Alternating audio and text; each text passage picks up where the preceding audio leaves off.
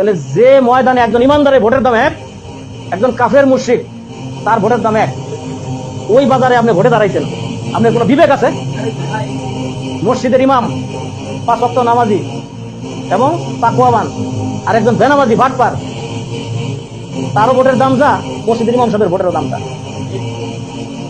পীর সাহেবের আম্মা এমন পরহেজগার, সূর্যের আলোটা পর্যন্ত তার শরীরে পড়ে না, হাত মোজা পা মোজা নেকাব হিজাব সব কইরা ঢেকে রাখে। সেই মহিলার ভোটের দাম একটা বেশ্যা মহিলার ভোটের দাম সমান। আপনার কোনো বিবেক আছে? মাথায় ঘিলু আছে? অথচ আপনি এমন অথর্ব আলেম, এমন কিবর এবং অহংকার আপনার ভিতরে, আপনার সাথে যখন দিনের কথা বলতে যাওয়া হয় এই সময় আপনার ইলম সার্টিফিকেট উঠলে ওঠে। ভোটের বাজারে কিন্তু ব্যবসার দাম আর আপনার মায়ের ভোটের দাম এক। কিন্তু আপনার সাথে যখন দিনের কথা বলতে গেছি তখন আপনি আমার জিজ্ঞাসা করেন আপনি কোন মাদ্রাসা থেকে ভাড়া গেছেন? আমার ছাত্রের সাথে তুমি বসার যোগ্যতা রাখো না, তুমি আমার সাথে কথা বলতে আসছো। আপনি সুরঞ্জিতের সাথে ভোটে দাঁড়াইছেন কেমনে? কাফেরের সাথে ভোটে দাঁড়াইছেন, তখন আপনার লজ্জা করে নাই?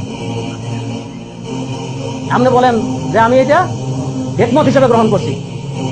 উদাহরণ দিচ্ছেন বিপদে বললে শুয়োর খাওয়া যায়। আপনাদের কে বিপদে ফেলাইছে? সরকার কি বলছে ভোট দিতেই হবে, না দিলে আঙ্গুল কেটে ফেলাবো? যার হাতে ভোটের চিহ্ন না পাবো তার বুড়ি আঙ্গুল কেটে ফেলা হবে, সরকার কি ঘোষণা দিতে? আপনি গেছেন কেন ভোট দিতে? সরকার কি বলছে যদি আমাদের খালি ফিল্ডে ছেড়ে দেওয়া হয়, কেউ প্রতিদ্বন্দ্বিতা না করে আমাদের মানবদস্ত করা হয়, তাইলে যারা যারা প্রার্থী হবে না ওই সব লোকরে জেল ফাঁসি দেওয়া হবে, এই কথা বলছে? আপনি কেন ভোটে দিয়ে দাঁড়াইছেন?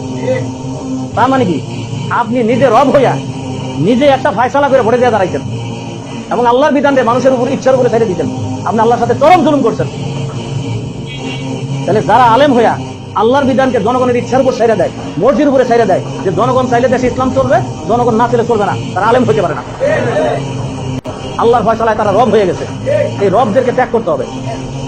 আর জাতির লোককে প্রকৃত ইমান ইসলামের দিকে তারা ডাকতেছে এবং এই দিকে নেতৃত্ব দিতেছে এবং দুনিয়ার সকল লোভ লালসা ত্যাগ কইরা, নিজের জীবনের মায়া ত্যাগ কইরা যে জাতির লোক ঐক্যবদ্ধ করার জন্য ডাকতেছে, ওই আমিরের নেতৃত্বে আমাদের ঐক্যবদ্ধ হতে হবে।